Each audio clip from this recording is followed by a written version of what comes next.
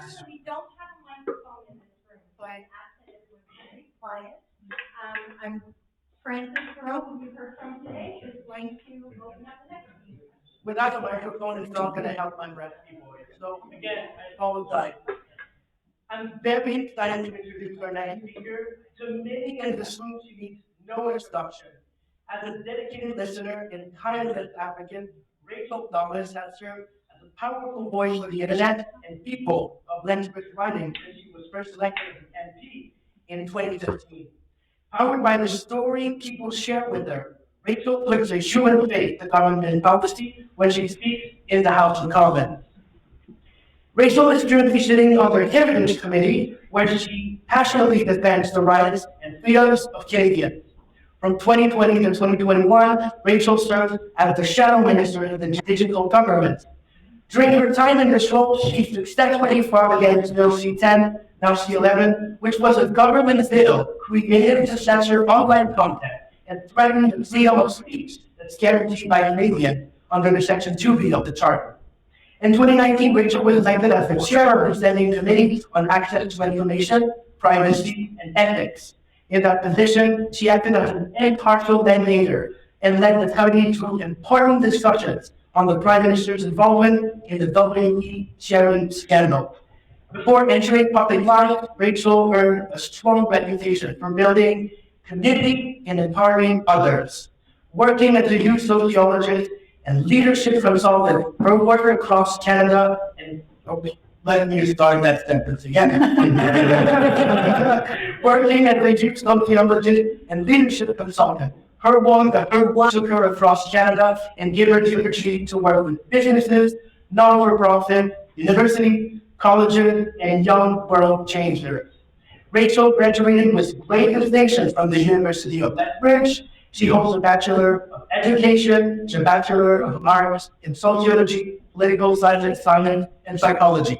And in 2016, Rachel was named one of Lethbridge's top 40 under 40. Ladies and gentlemen, wow. Rainbow!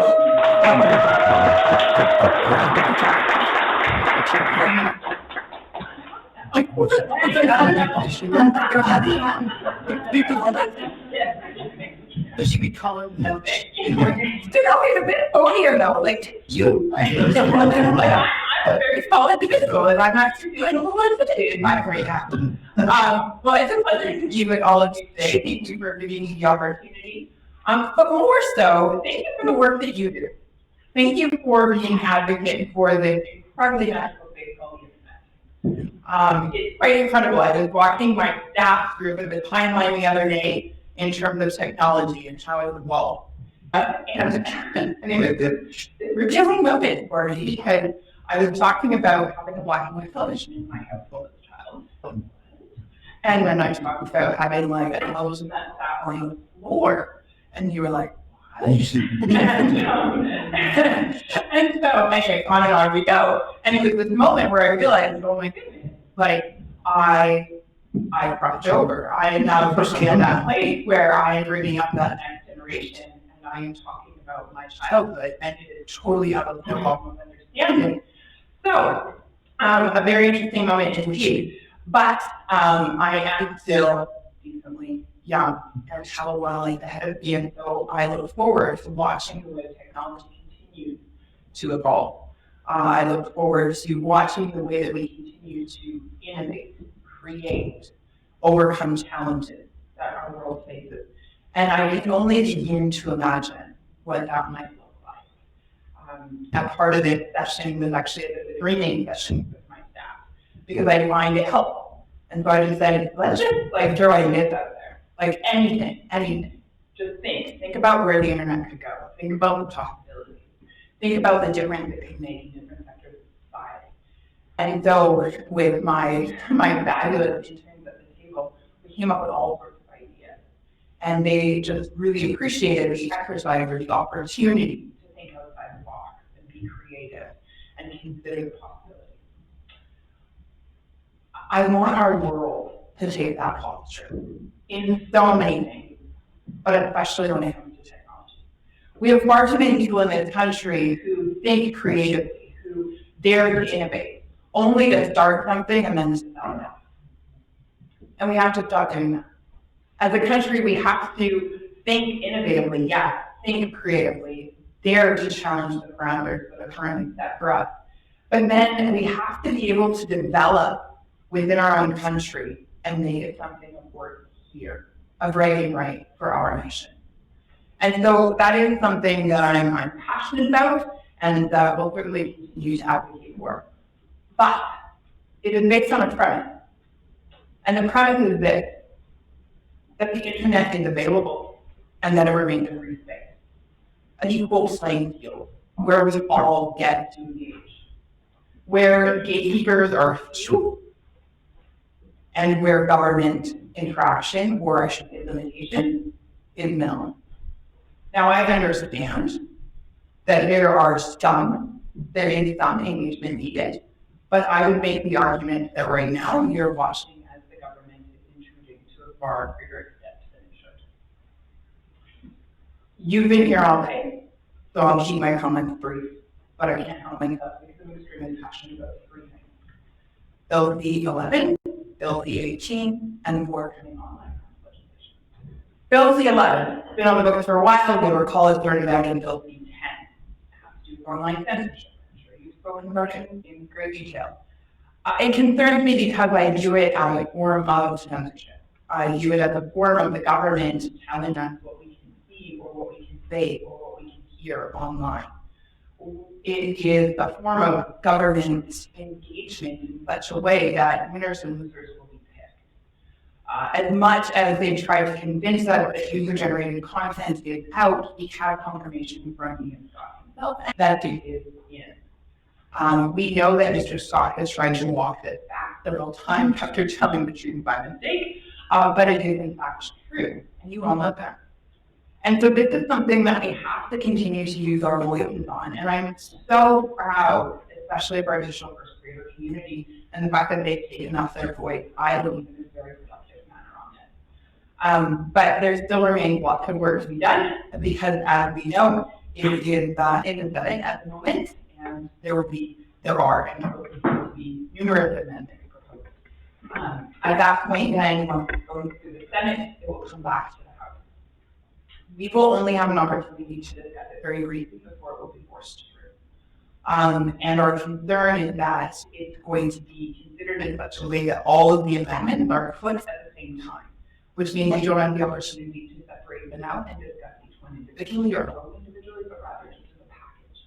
And that's concerning to me because I believe it's worth democracy. Because it doesn't allow for dialogue to do or we're concerned to raise that in fact need to be in order to that said, if I can be political for just a moment, pardon, I should say, I do look forward to supporting government, and I do look forward to repealing such issues. I will move on to Bill 18 is currently a Thursday committee on which I sit. They support has to do with online news, or I should say, it has to do with news being available online. And so, of course, there's no way for the government to essentially agree and facilitate an arguing process that it then takes place between platforms such as Google and Facebook and the element businesses they're called. And so these two entities will have to engage in bargaining with one another, and ultimately these platforms will pay for news. The problem with this bill is that there are components of it that are extremely vague and left up to far too great interpretation by the DRC, therefore giving an immense amount of control over the internet and how that plays out. One of the greatest concerns, of course, Michael Geiger pointed this out, is the fact that it is direct value to links. Well, all of you in this room know that without links, there is no internet. And so as soon as you start going down that road of playing games with links have value in some settings, but not in others. Links have value if they're connected to some content, but not if they're connected to other content. That's the problem. The huge problem in terms of the internet and the fact that it can become very quickly over-commercialized. It's a problem in terms of our ability as the general public to be able to navigate the internet. We all use the internet with becoming public aware. It's a little space where we get to exchange ideas and information freely. Yes, there's some content that paper, absolutely not, no problem. Welcome to new commerce, incredible. But that doesn't mean that every link should be ascribed to value. And so that's extremely problematic and something that we're fighting in this legislation. There are numerous other concerns with this bill as well. Ultimately, though, I'll sum it up with it. Someone called this a patchwork bailout. So in other words, new companies have, I should say, paper media, have been losing out on advertising dollars for a number of years now. Meanwhile, places like Google, Facebook, Twitter, etc., have been, of course, increasing in the revenues that they're able to bring forward because of advertising. That is essentially a result of our way of life shifting. We engage online. That's where we often go. And so it makes sense then for private entities to invest their advertising dollars there versus paper. So, as a result, then, newspapers have been concerned about this, and for many of them, fair enough. I think out with small local newspapers that report their community news, they're going out because they can't maintain themselves. Because again, their business model largely relies on advertising.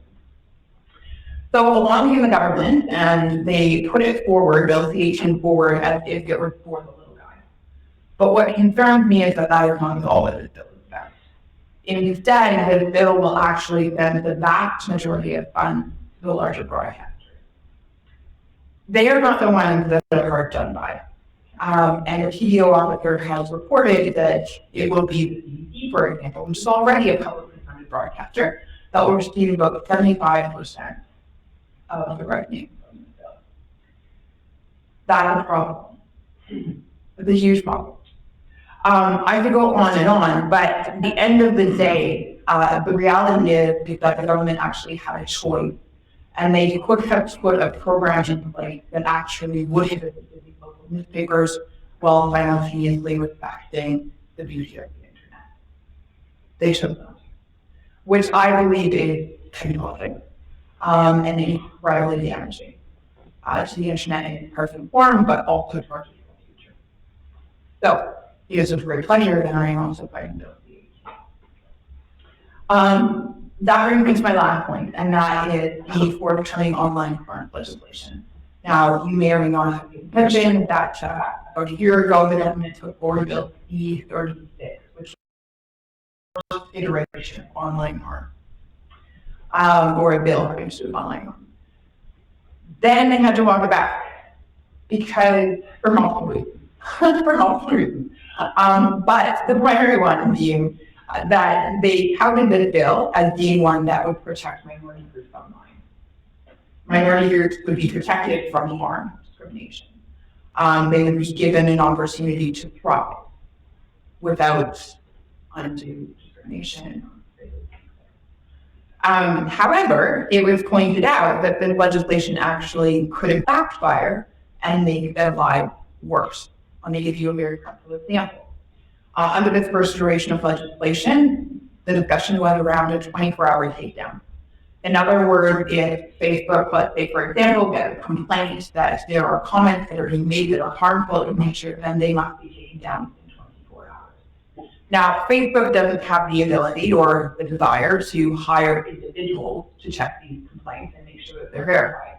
Instead, an algorithm robot will be put in place to just simply consider the concern and make sure the post comes down. The reason being is because it would take them thousands upon thousands of employees to monitor this by in person. And so an algorithm can use that and do the job. If they didn't, then they would be found to be non-compliant. If they're found to be non-compliant, then of course you can back. So all that say, 24-hour takedown, use the algorithm. Here's the problem. Let's say you're a minority Jewish group, and let's say that there's an anti-Semite group.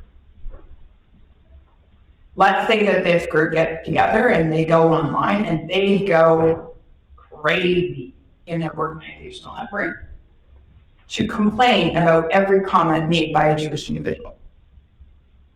Very quickly, you just violence those voices. You wiped out that Jewish community. Because if you complain and complain and complain and complain and keep the complaint going, it's very organized action districts are capable of. And if Facebook is forced to do a 24-hour takedown and doesn't actually have eyeball review, you have effectively promised my work. You've cheated them off. So in essence, you can begin this war where something that was well intended to protect the minority group actually ends up being used as a weapon against them. They'll see a lot of you still think they're kicked with my we are told that the government is now in the process of coming forward with new legislation on stupid online. I'm not really sure of the content of this bill. I will be commenting further.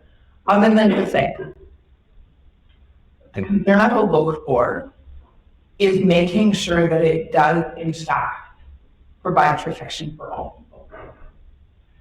My concern is that when we begin going down the route of wanting to put in terms like harm versus hate, then that needs to be clearly defined. And all too often it's left subjective, which again allows for such terms to be weaponized and often hurt the vulnerable. So that is something that I would be continually keeping my eye on. Further to that, another problem that could potentially be brought forward with on our land bill is actually that you're putting censorship in the hands of big tech companies, which I also don't believe we want. So if you're leaving it up to the tech company to determine whether or not something should be kept online or taken down offline, then you are eventually asking them to play the role of policing the internet.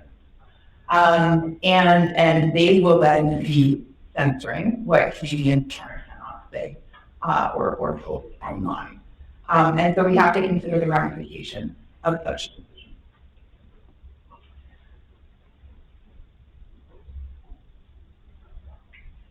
Ultimately, for me, whether it is Bill D18 or Bill D11, it's not one crime bill that we're expecting in the next few months.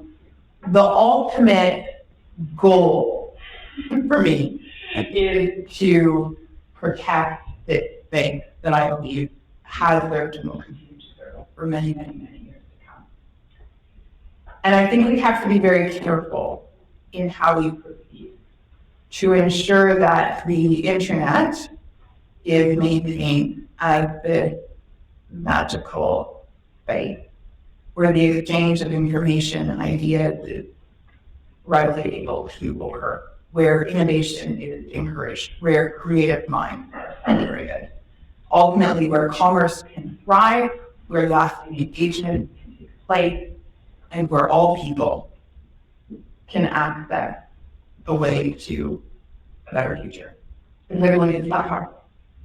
And so together I think that's what we're all contending for.